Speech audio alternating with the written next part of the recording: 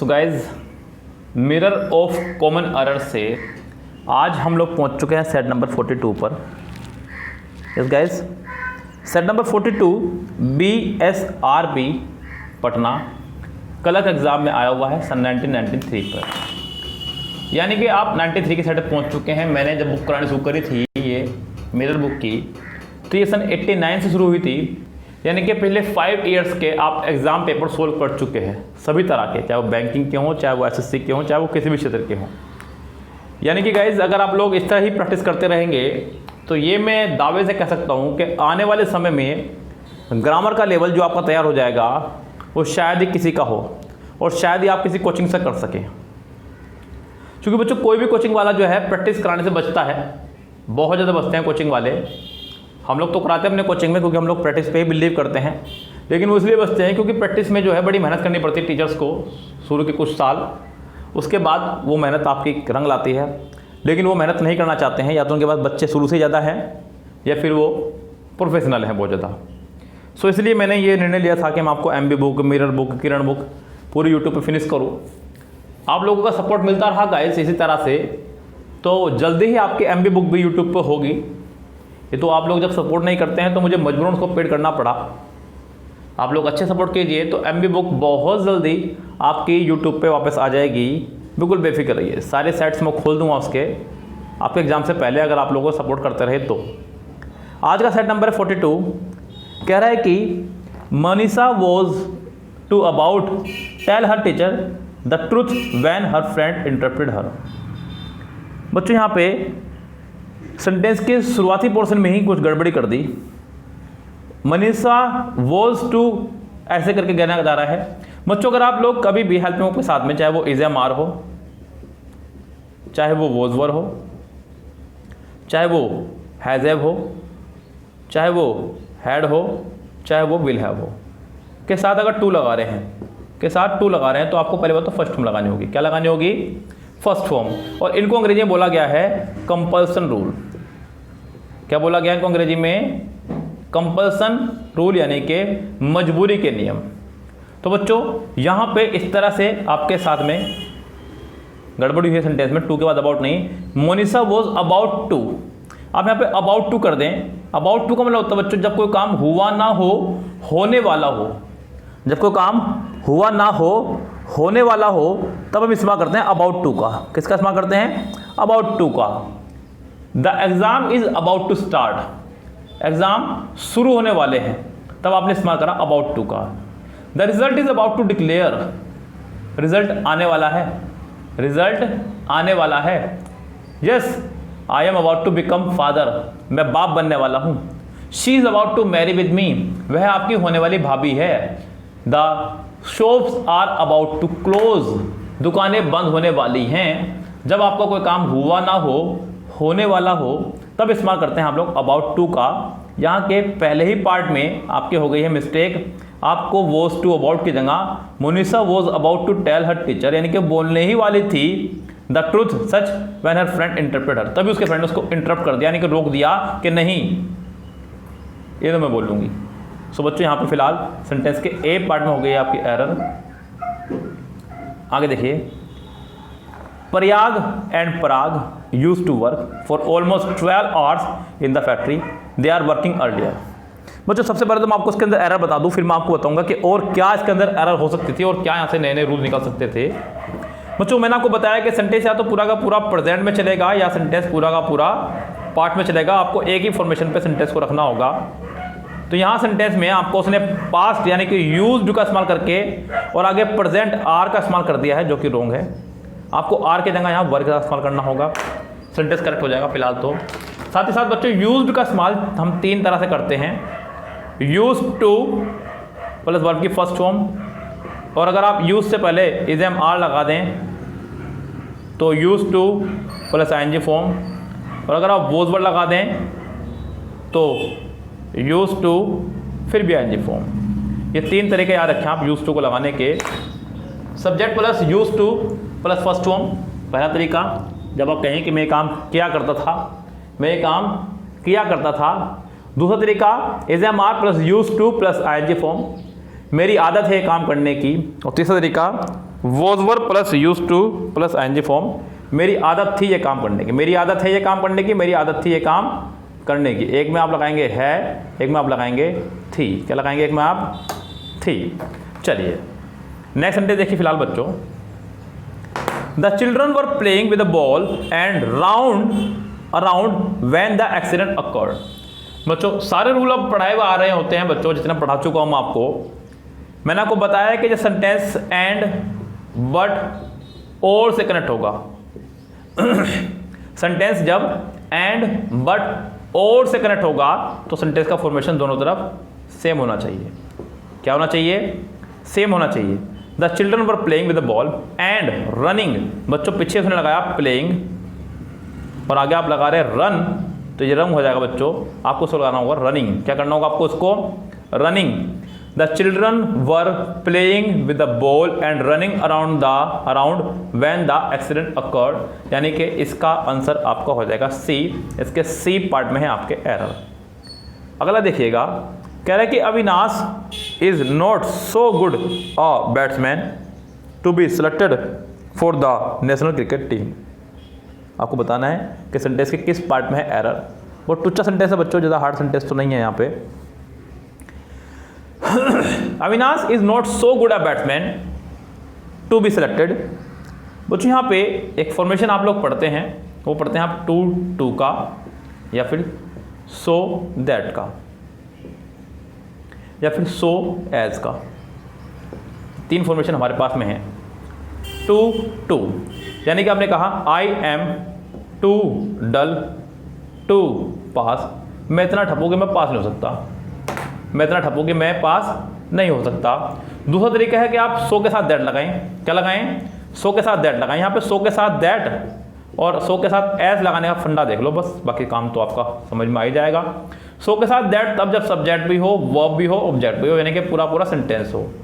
और सो के साथ एज तब जब सेंटेंस की डायरेक्ट शुरुआत वर्ब से हो, सब्जेक्ट ना हो। इस सेंटेंस में यही हुआ। कह रहा है कि Avinash is not so good a batsman to be, यहाँ पे बी आ गया है, आपको टू हटाना होगा, एज आप लगाएंगे, सो एज इसका हो जाएगा, यानी कि इसके बी पार्ट में फिलहाल हो जाएगी आपके एरर।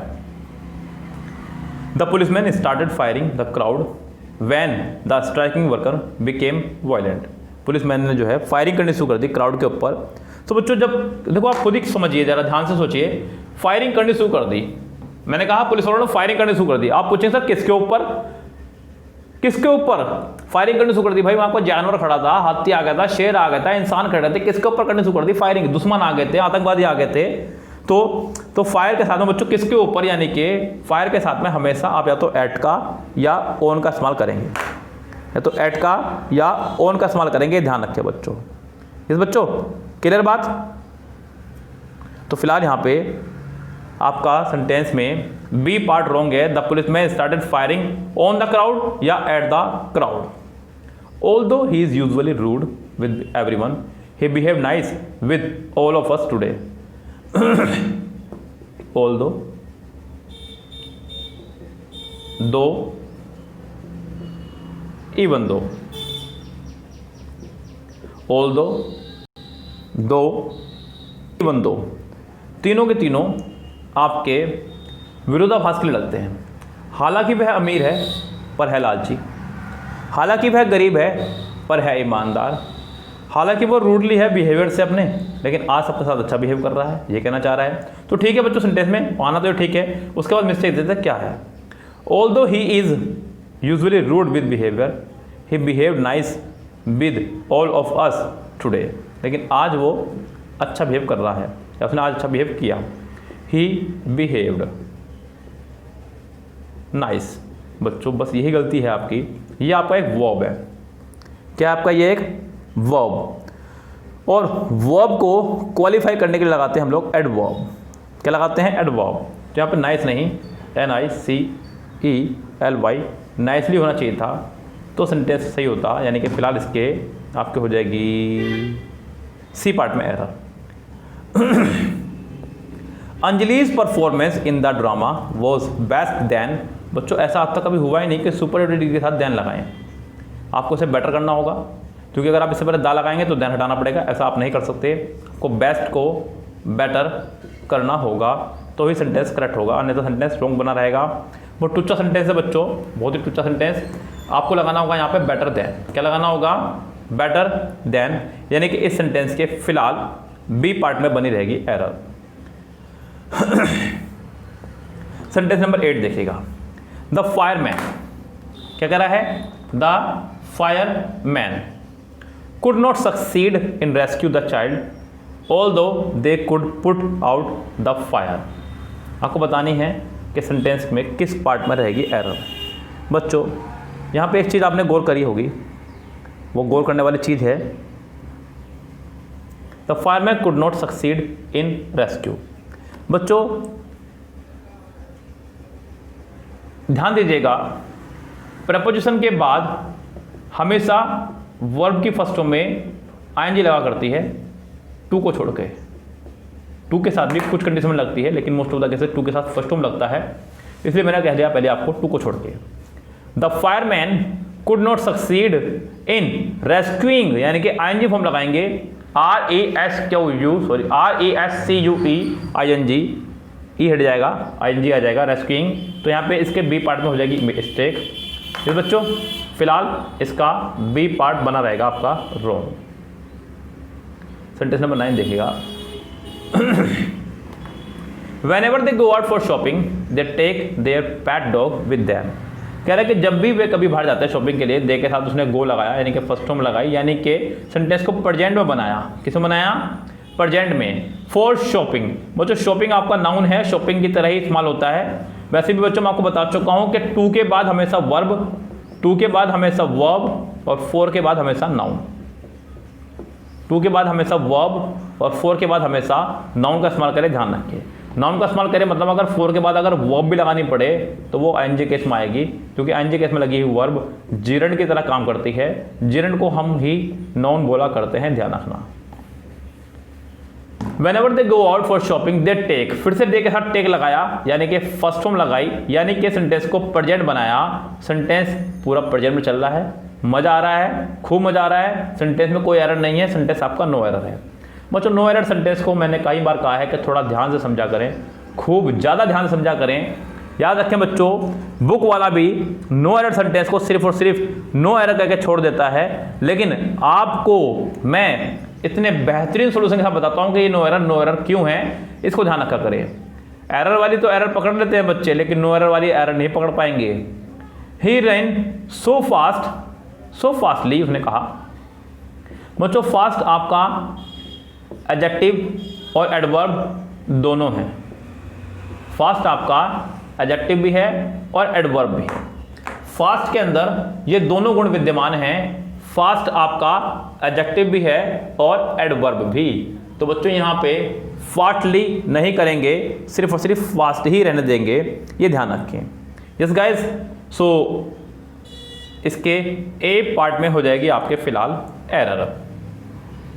सो उम्मीद करता हूँ कि आपको समझ में आया होगा सेट खूब अच्छे से। मैंने बहुत बेहतरीन तरह से आपको समझाने की कोशिश की, जितना बेहतरीन हो सकता था। सो बच्चों बस इतना ही कहूँगा आपसे कि जो भी बच्चे हमारे से नए जुड़े हैं आज अभी जो वीडियो देख रहे हैं, चैनल को सब्सक्राइब कर दीजिएगा। इसमें आप ही का फ़ायदा है गाइस। फ़ायदा ये क्योंकि मैं बहुत जल्दी एक जगह से फ्री होने वाला हूँ, सो मैं किरण की बुक लेकर के आ रहा हूँ पूरी। और मिरर बुक तो हम लोग करा ही रहे हैं काफ़ी समय से, 42 सेट पे आ चुके हैं। जो आज जुड़े हैं उनको बता दो बच्चों कि हम लोगों ने पहले मिरर बुक को एंडिंग से स्टार्ट किया था, तो एंडिंग के भी काफ़ी सेट करा चुका था मैं, यानी कि लगभग 110 सेट्स के आसपास। 110 सेट नहीं बल्कि 110 तो वीडियो होंगी। किसी वीडियो में हम लोग 2 और 3 सेट भी सोल्व करा देते थे, तो इसके अंदर लगभग 150 सेट के आसपास सोल्व हो चुके होंगे अब तक। सो आप देखिएगा सारे सेट्स को, खूब आनंद आएगा, खूब सीखने को मिलेगा। ग्रामर की सबसे बेस्ट बुक है और पढ़ाने वाला भी आपके सामने बहुत अच्छे से पढ़ा रहा है। तो उम्मीद करता हूँ कि आपको बात समझ में आएगी। फिलहाल बच्चों चलते हैं, goodbye, have a nice day.